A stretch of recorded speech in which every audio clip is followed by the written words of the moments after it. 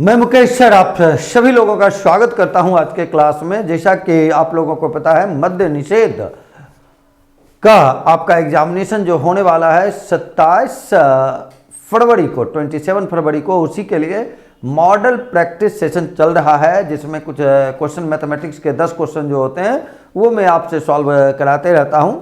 आज किसी कारणवश मुझे कहीं बाहर निकलने हैं और इसीलिए मैं थोड़ा पहले ही आपको सारे क्वेश्चन का सॉल्यूशन डिटेल में बतला देता हूं कि आपको किसी भी प्रकार की कोई समस्या न रह जाए।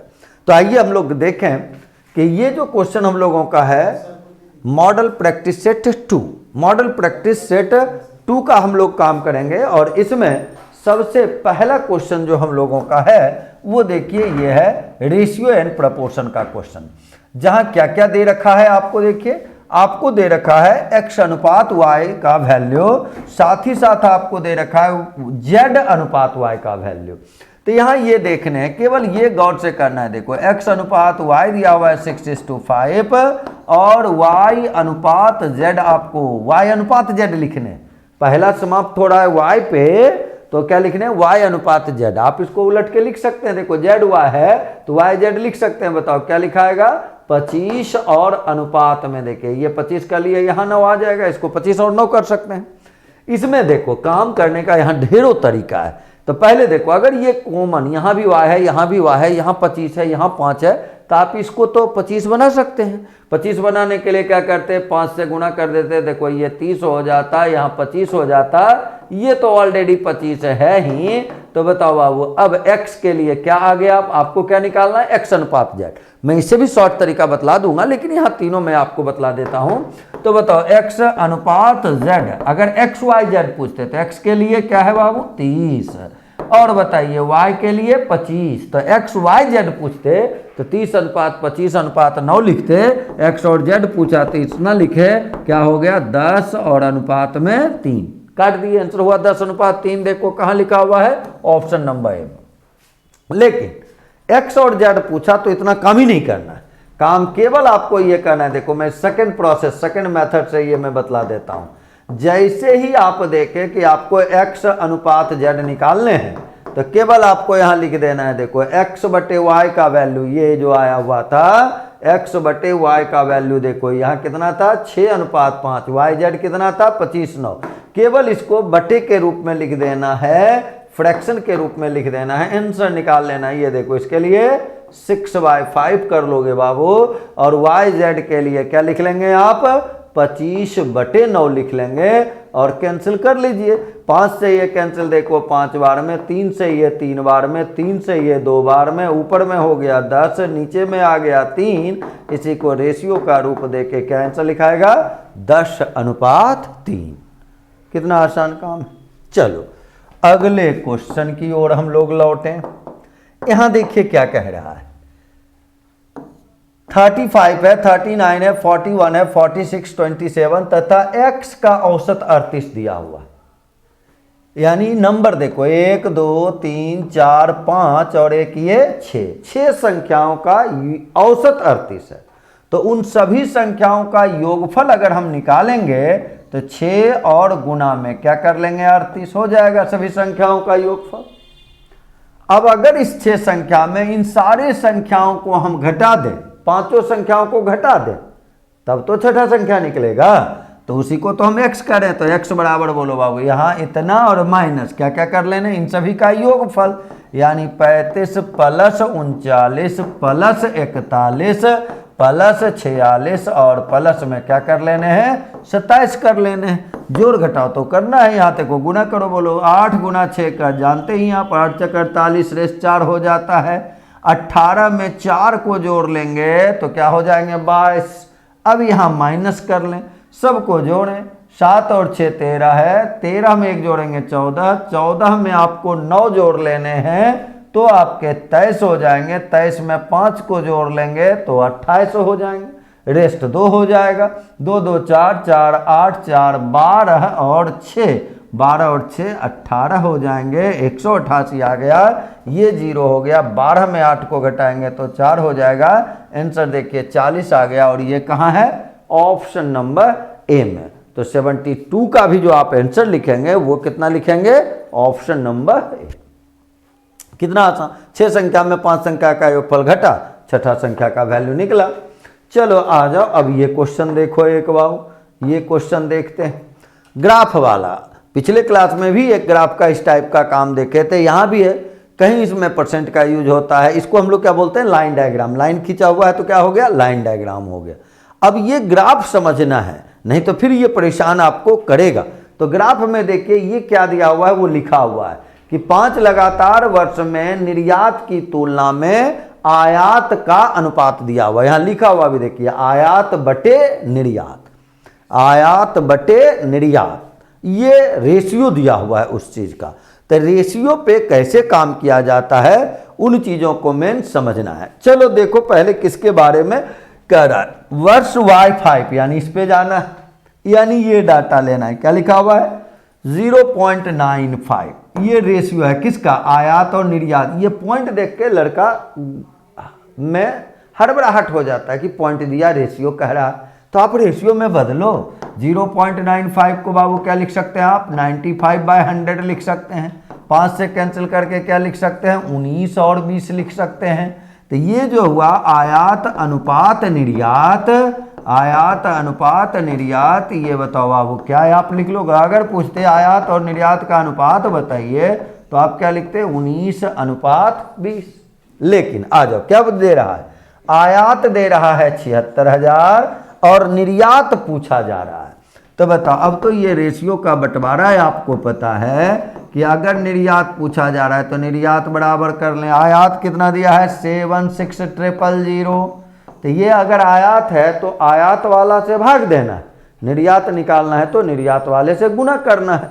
तो भाग देंगे 19 से, गुना कर लेंगे 20 से, 19 से कैंसिल करेंगे, बोलो बाबू कितने बार में ये कैंसिल होगा, 4000 बार में कैंसिल होगा। 4000 गुना 20 कर लेंगे, आंसर 80,000 हो जाएंगे, जो कहाँ है, ऑप्शन नंबर सी में।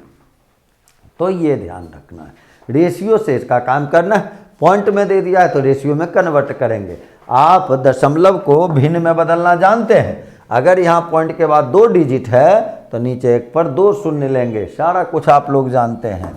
चलिए अगला क्वेश्चन ये 74 नंबर वाला बनाए। यहाँ देखो क्या कहा, पीयूष 8 किलोमीटर की गति से दौड़ रहा है। वह प्रत्येक तीसरे किलोमीटर के अंत में 5 मिनट के लिए रुकता है और डेस्टिनेशन देखिए कितना है, 56 किलोमीटर दौड़ता है। तो ये मान लो कि अगर वो हमेशा दौड़ते ही रहता तब उस कितना टाइम लेता, तो 56 और बटे में कर लोगे 8, यानी कितना घंटा लेता, 7 घंटा चलने का टाइम हुआ। रुकने का समय देखें तो अगर 3-3 किलोमीटर पे रुकेगा तो यहाँ देखो बाबू भाग लगाओ कितना आएगा, 18.2/3, यानी वो 18 बार रुकेगा। ये देखो यहाँ मैं थोड़ा डिटेल लिख देता हूँ, रुकने की संख्या। यहाँ देखो यहाँ से लिख देते हैं रुकने की संख्या। तो रुकने की संख्या अगर देखेंगे तो यहाँ देखिए इंटीजर कितना आया है, 18, यानी वो 18 बार उस जर्नी में। अगर आप 56 किलोमीटर जाएंगे, प्रत्येक 3-3 किलोमीटर के बाद 3 किलोमीटर चले रुक गए, फिर 3 किलोमीटर चले रुक गए, फिर 3 किलोमीटर चले रुक गए। अगर ऐसे आप रुकते जाएंगे तो आप टोटल 18 बार रुकेंगे, 18 बार रुकेंगे। और जब भी रुकते हैं तो देखो कितना मिनट के लिए वो रुकता है, 5 मिनट के लिए। तो रुकने का समय अगर देखा जाए, रुकने का समय अगर देखें तो 18 बार रुके, 5-5 मिनट के लिए रुके, तो 18 गुना 5 करोगे, इतना मिनट हो जाएगा, यानी 90 मिनट हो गया। और 90 मिनट लिख लें या 1.5 घंटा लिख लें, या इसी को 1 घंटा 30 मिनट भी लिख सकते हैं। 60 मिनट का 1 घंटा होता है, पता है आपको। अब आ जाओ, तो कुल समय अब लिख लो। चलते रहता तो 7 घंटा, यानी चलने में उसको लगा 7 घंटा, और रुका बीच में वो टोटल 1 घंटा 30 मिनट। तो टोटल टाइम जो यात्रा पूरी करने में 7 प्लस 1 घंटा 30 मिनट, तो बोलो बाबू कितना लग जाएगा, 8 घंटा 30 मिनट हो गया आंसर। बताओ कहाँ आंसर लो छिपा हुआ है, ये ऑप्शन नंबर सी में। तो 74 के आंसर क्या हो गया? सी। 8.5 घंटा जर्नी पूरा करने में उसको लग जाएगा। चलो अगले क्वेश्चन में आ जाओ। देखो यहाँ क्या कह रहा है, 3 आदमी देखो है, रवि, मनीष तथा नवीन अकेले एक कार्य को क्रमशः 30 दिन, 15 दिन तथा 10 दिन में, 30 दिन है, 15 दिन है और 10 दिन है, पूरा कर सकते हैं। वे मिलकर कार्य आरंभ करते हैं, परंतु रवि कार्य शुरू होने के 2 दिन पश्चात यानी 2 दिन बाद छोड़ देता है, रवि यानी पहला आदमी, तथा मनीष 3 दिन के पश्चात कार्य छोड़ देता है। नवीन शेष कार्य को कितने दिनों में पूरा कर लेगा? ऐसे क्वेश्चन में देखो सिंपली यूनिट वाइज मान लो, ये एलसीएम देखो कितना हो गया 30, यानी रोज ये 1 यूनिट काम करता है, ये रोज 2 यूनिट काम करता है और ये रोज 3 यूनिट काम करता है। ये आदमी देखो कितना दिन काम किया है? 2 ही दिन काम किया है। तो 1 रवि के बारे में, रवि पहला आदमी था तो 1 × 2 यानी ये 2 यूनिट काम किया। और ये आदमी देखो 3 दिन काम किया तो 2 × 3 कर लो, तो 2 × 3 कितना? 6 होगा और ये कितना हुआ? 2, यानी ये दोनों मिलके ये काम कर दिया है। तो बताओ बाबू, इस 6 और 2 यानी इसमें कितना घटा दोगे? 8। तो 8 अगर घटा दिए तो कितना हो जाएगा? 22 हो जाएगा, 22 हो जाएगा। अब आ जाओ, अब क्या कहता है, वे मिलकर कार्य आरंभ करते हैं। तो मिलकर अगर आरंभ किया तो ये भी 3 दिन, ये देखो यहाँ से चलो, ये भी 3 दिन काम किया है तो 3 तिहाई 9, तो 9 और घट जाएगा। तो चलो मैं यहीं घटा देता हूँ डायरेक्ट, देखो ये लिख के, इसका 2 यूनिट और इसका 6 यूनिट और इसका 3 दिन में कितना यूनिट हुआ था? 9 यूनिट। तो 9, 6, 15 और इसमें 2 को आप जोड़ देंगे तो बताइए 9, 6, 15 और 2 क्या हो जाएंगे? 17। तो 17, 30 में 17 तो गायब ही हो जाएगा, तो बचेगा कितना? 13। ये 2 दिन बाद छोड़ा इसलिए इसका 2 दिन का काम घटा है। ये 3 दिन बाद छोड़ा इसलिए 3 दिन का काम घटा है। यहाँ देखो शेष कार्य को कह रहा है कितने दिनों में करेगा। तो शेष कार्य के लिए इसका भी पहले 3 दिन का तो ये काम ऑलरेडी कर दिया है, क्योंकि काम को मिलकर समय पे शुरू किया था। तो 3 दिन अगर कर दिया है तो 3 तिहाई 9 यूनिट ये भी कर दिया है। तो इसका 9 यूनिट, इसका 6 यूनिट, इसका 2 यूनिट, तो 9, 6, 15 और 2 17 यूनिट काम हो गया। अब बताओ बाबू, अगर 17 यूनिट काम हो गया तो 30 में 17 घटा दिए, बच गया 13। अब आ जाओ, शेष कार्य को कितने दिन में पूरा करेगा? अब इसको करने के लिए कौन आएगा? ये आ जाएगा, यानी नवीन। नवीन जो है रोज कितना यूनिट काम करता है? 3 यूनिट। तो 13 और बटे में देखो शेष समय अगर हम लोग लिखें तो शेष समय बराबर क्या लिखेंगे? 13/3। तो 13/3 अगर करेंगे तो ये क्या आ जाएगा? लगभग में आपका 4 आएगा, एक्यूरेट नहीं आएगा, एक्यूरेट इसका रिजल्ट नहीं है। चलो मैं एक दूसरे मेथड से बता देता हूं, चूंकि इसका एक्यूरेट रिजल्ट नहीं आ रहा है तो आप वहां से भी कंफर्म हो जाए। ये देखो ऐसे क्वेश्चन में केवल एक चीज सोचना होता है, कौन आदमी कितना दिन काम करता है, बस ये सोचना होता है। ये देखो तीनों काम मैं यहाँ लिख भी देता हूँ ताकि आप इसको समझ सकें। ये रवि है और ये देखो मनीष है और ये देखो नवीन है, ये 3 आदमी दिया है। रवि जो है कब काम छोड़ा? 2 दिन के बाद काम करना छोड़ दिया, कार्य शुरू होने के 2 दिन पश्चात छोड़ दिया। और मनीष 3 दिन के, तथा मनीष और 3 दिन के, ओहो हो, ये देखो और 3 दिन का रहा है, तो थोड़ा सा वहाँ मिस्टेक हो गया था बाबू। चलो फिर से मैं वहीं से बता दूँ, इसलिए यहाँ ये आंसर में एरर आ गया था। 30, 15 और 10। यहाँ देखो एक एक शब्द को गौर से देखना होता है, अगर शब्द को गौर से नहीं देखेंगे तो परेशानी आपको आ जाएगा। जैसा कि अभी देखो आया, यहाँ देखो ये शब्द को देखो क्या लिखा हुआ था? और 3 दिन के पश्चात। और 3 दिन का पश्चात का मतलब हुआ, देखो ये जो ग्राफ बना रहे थे ये 2 दिन बाद, यहाँ से ये 2 तो है ही, इसके 3 दिन पश्चात छोड़ा, यानी ये वैल्यू 3 दिया हुआ है, यानी यहाँ से यहाँ तक देखें टोटल कितना? 5 दिन। तो ये देखो बाबू, ये 2 दिन पश्चात छोड़ा, 1 × 2, इसका 5 दिन का निकालोगे, 2 × 5, इसका भी 5 दिन का निकालोगे, उसके बाद शेष बचेगा। तो ये देखिए ये क्या हुआ बाबू? 15, यहाँ कितना है? 2 प्लस 5 दूनी 10 और प्लस 5 तिहाई 15। तो बोलो बाबू 15 और 10 25 और 2 कितना हो जाएगा 27। तो इसमें 27 यूनिट घट गया तो बचा कितना 3। अब निकालो यहाँ से शेष समय।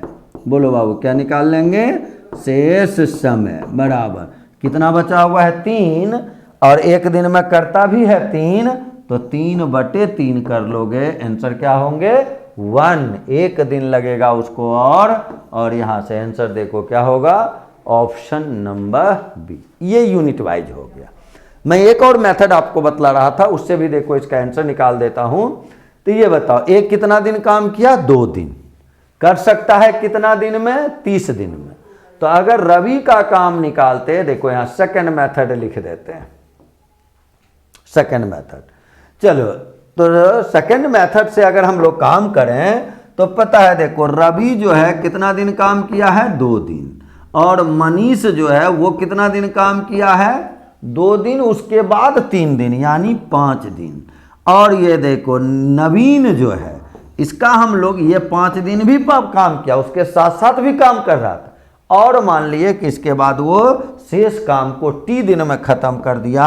तो यानी टोटल काम कितना होगा 5 + टी दिन।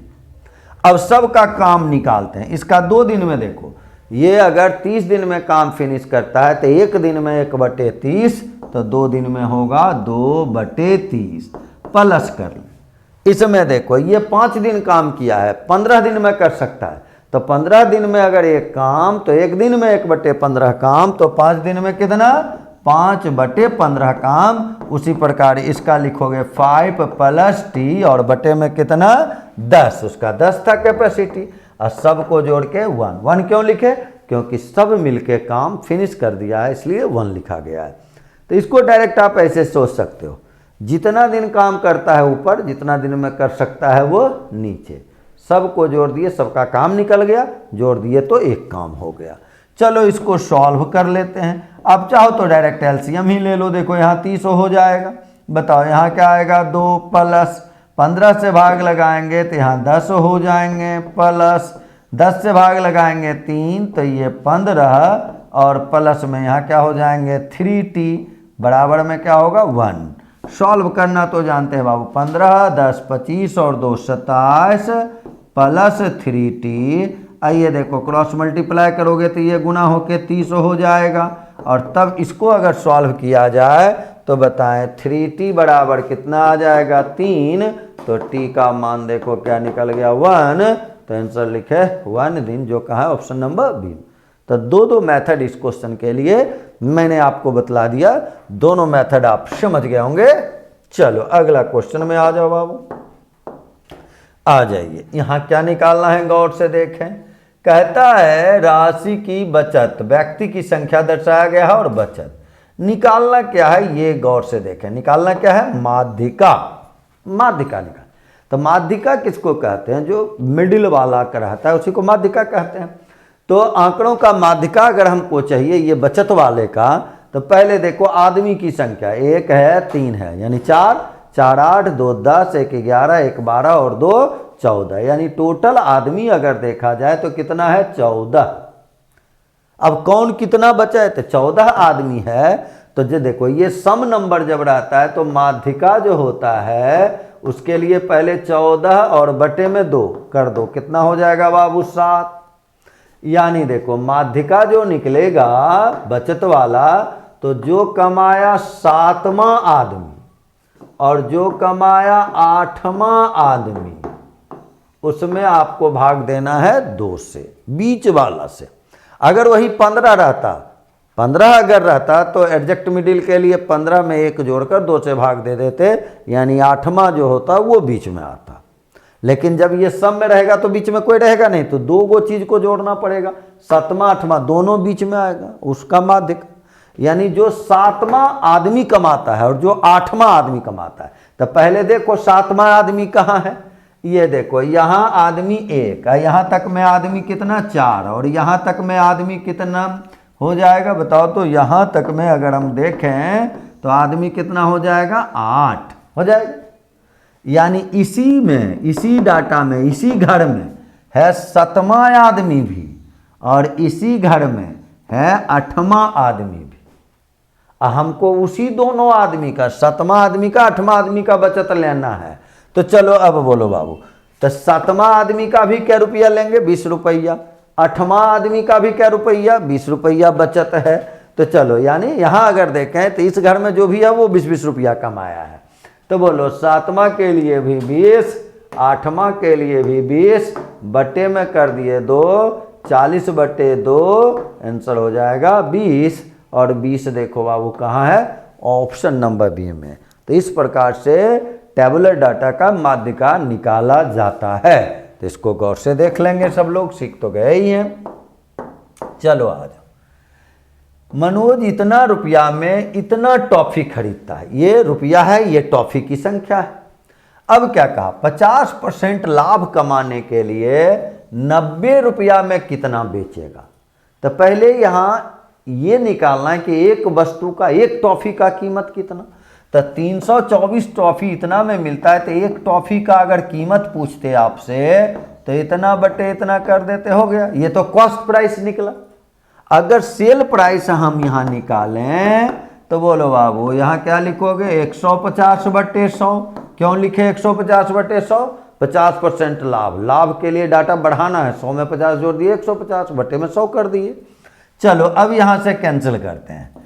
50 से ये हो गया 3 बार में, 50 से ये हो गया 2 बार में। 2 से आप चाहें तो इसको कैंसिल कर सकते हैं, 2, 4 और 3, यही हो जाएगा। चले अब अगर यहां से देखें तो देखो 4, 2, 6, 3, 9 से ये कटता है। तो 9 से अगर इसको कैंसिल आप करेंगे 9 दूनी 18, बच जाएगा 6 और 3 63, तो 9 तिया 27। 9 से कैंसिल कर लिए। तो यहां आपको पहले 9 से लगाए 2 बार में, 18 हो गया, 6 और 3 63, तो 9 7 63। 9 से अगर इसको आप कैंसिल कर लें तो बताएं बाबू, 9 से करेंगे 9 तिया 27, 54 है, तो 9 6 के 54। अब बताओ 3 से ये कैंसिल करेंगे तब क्या होगा? 12। फिर 3 से कर सकते हैं तो ये 4 बार में और ये 9 बार में। तो कितना आया ये देखो, फाइनली 9/4 रुपया आया। तो ये कितने वस्तु का निकाले? एक वस्तु का निकाले। एक वस्तु का ये सेल प्राइस है। लेकिन आपको ये नहीं पूछा, आप अब डायरेक्ट काम पहले सीखो।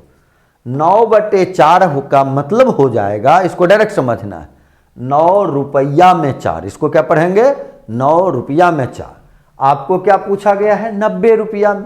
तो इसी को 90 बना लेते हैं। बताओ 90 बनाने के लिए 10 से गुना कर देंगे तो हो जाएगा 90/40। तो बोलो इस 90/40 को क्या पढ़ेंगे आप? 90 रुपया में 40, यही पढ़ेंगे। तो हमको पूछा गया है 90 रुपया में कितना, तो आंसर लिख दीजिए कितना? 4। ये शॉर्ट टेक्निक हुआ। लेकिन यदि आप चाहते हैं यहां डिटेल में लिखने के लिए, तो ये तो पता ही है देखो कि इतना 9/4 रुपया में कितना टॉफी था? एक टॉफी। तो एक में निकालता तब क्या लिखते? 1/9/4, तो क्या हो जाता? 4/9। तो 90 रुपया में निकालते तो इंटू 90 कर लेते, इसी को सॉल्व कर लेते, देखो क्या आ जाता? 40। आप ऐसे काम कर सकते हैं। चलिए अगले क्वेश्चन की ओर चले हम लोग। ए बी से 25% कम, तो 2b minus A by B का मान निकालना। तो ये तो रिलेशन एक है, ये केवल देखो, ये आपको पता है ए बी से 25% कम, यानी बी को अगर 100 लेंगे तो ये कितना होगा? 75। डाटा को छोटा करने के लिए आप रेशियो निकाल सकते हैं। रेशियो निकालने के लिए 25 से भाग लगा दें तो क्या हो गया? 3:4। यानी ए के लिए आपको क्या मान पुट करने हैं? 3, और बी के लिए क्या पुट कर देने हैं? 4। वैल्यू यहां लिख देने। चलो ये देखो क्या क्या लिखा हुआ है? 2b माइनस ए, और बटे में यहां क्या लिखा हुआ है? ए। चलो बाबू b का मान कितना है? 4 है, तो 2 गुना 4 करेंगे तो क्या हो जाएगा? 8। माइनस ए का मान क्या लेना है आपको? 3 लेना है, तो यहाँ 3। फिर नीचे भी क्या लिखना है? 3। तो 8 में 3 घटेगा 5 होगा, और नीचे 3 है, तो आंसर देखिए क्या हो जाएगा? 5/3, 5/3। और ये 5/3 किस ऑप्शन में है? ऑप्शन नंबर सी में। तो आंसर लिख लेना है ऑप्शन नंबर सी। चलिए इसके बाद देखें आगे,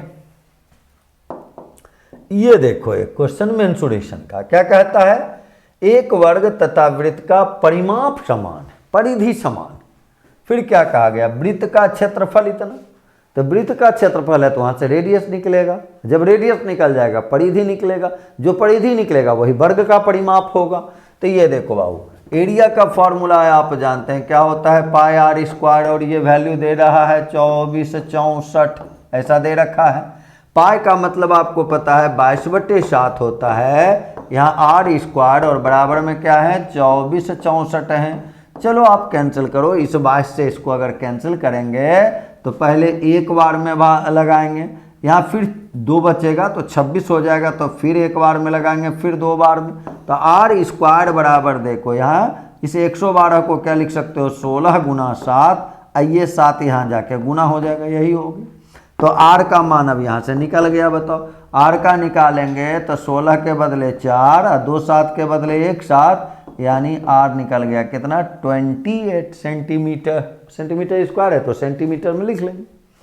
अब आ जाओ, लेकिन हमको आर नहीं निकालना है, हमको निकालना क्या है, तो हमको कहा है देखो पेरीमीटर इक्वल, तो वर्ग का अगर भुजा ए माने तो उसका पेरीमीटर क्या होता है 4a बराबर। अब बताइए सर्किल का पेरीमीटर जिसको आप परिधि कहते हैं उसका क्या फॉर्मूला होता है 2 पाई आर, क्या होता है 2 पाई आर। तो ये 2 लिखे, पाई के बदले 22/7 लिखे, आर के बदले देखिए क्या आपने निकाला है 28 निकाला है। अब देखो ये 7 से कैंसिल करेंगे तो 4 बार में, ये 4 और 4 कट जाएगा, तो बोलो बाबू ए बराबर अगर देखा जाए तो 22 दूनी 44 हो जाएगा। यहाँ तक क्लियर है?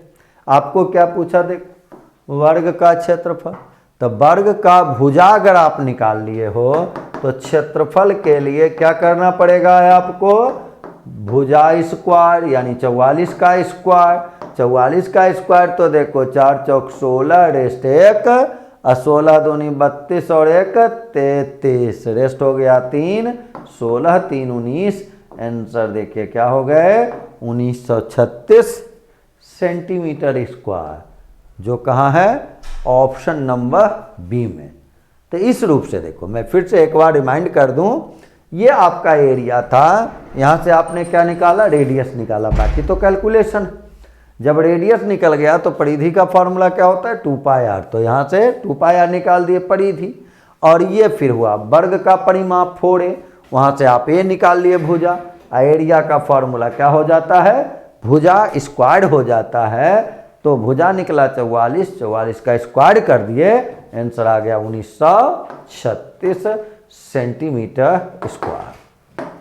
चलो आगे ये क्वेश्चन, यहाँ क्या देखो कह रहा है, पुनीत 60 किलोमीटर की गति से अपने दफ्तर जाता है और 90 किलोमीटर प्रति घंटा की गति से वापस आता है, तो औसत गति, तो जब भी जहाँ किसी खास प्लेस पे गए और आए, यानी जितना डिस्टेंस जाने में उतना ही डिस्टेंस आने में, तो यदि समान डिस्टेंस हो, अलग अलग चाल आपका x और y हो, तो औसत चाल का एक फॉर्मूला आप ध्यान में रखेंगे 2xy बटे x प्लस y, ये फॉर्मूले ध्यान में रखने हैं केवल औसत चाल के लिए। ये फॉर्मूला कब अप्लाई होगा, जब दोनों चाल से समान दूरी तय किया जाएगा तब इसका इस्तेमाल होगा।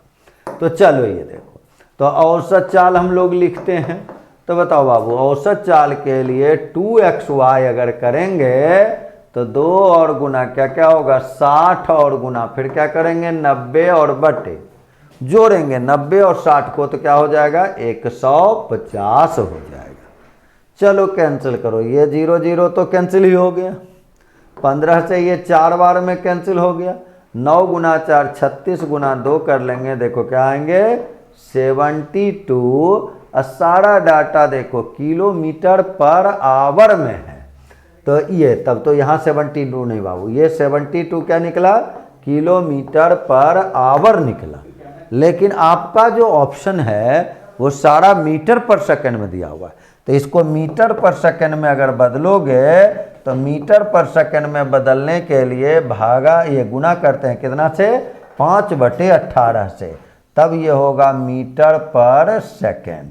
18 से कैंसिल, ये 4 बार में बाबू 5 गुना 4 20, तो देखो आंसर क्या होंगे 20 मीटर पर सेकेंड। ये ध्यान देना, ऐसा नहीं 72 देखो वहाँ था ही, यूनिट अगर वहाँ नहीं देखिएगा तो गड़बड़ी हो जाएगा।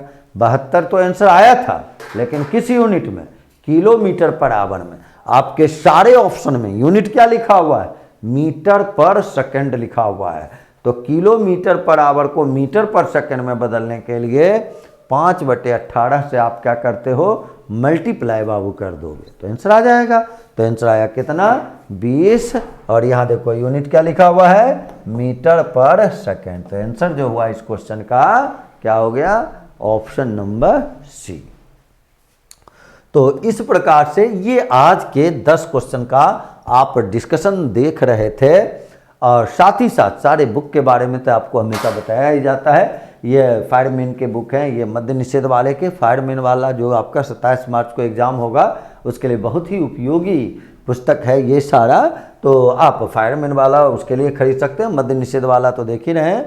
साथ ही साथ टेस्ट सीरीज पे काम करना है आप सीख सकते हैं अपने घर बैठे, कि एग्जामिनेशन हॉल में एक क्वेश्चन अगर आपके स्क्रीन पे आता है तो आप कैसे उसको अटैम्प्ट करते हैं, कैसे फासले काम होता है, इस पे आपका प्रैक्टिस हो जाएगा। तो ये एक टेस्ट सीरीज का फ़ायदा है, और ये बुक और पीडीएफ भी आपको उपलब्ध है। आपको अगर बुक आसपास के दुकान में परचेज नहीं हो पाते हैं, नहीं मिल पाते हैं, तो आप पीडीएफ भी बाबू मंगा सकते हैं, और साथ ही साथ किसी भी समस्या के लिए इस नंबर पे बात भी कर सकते हैं।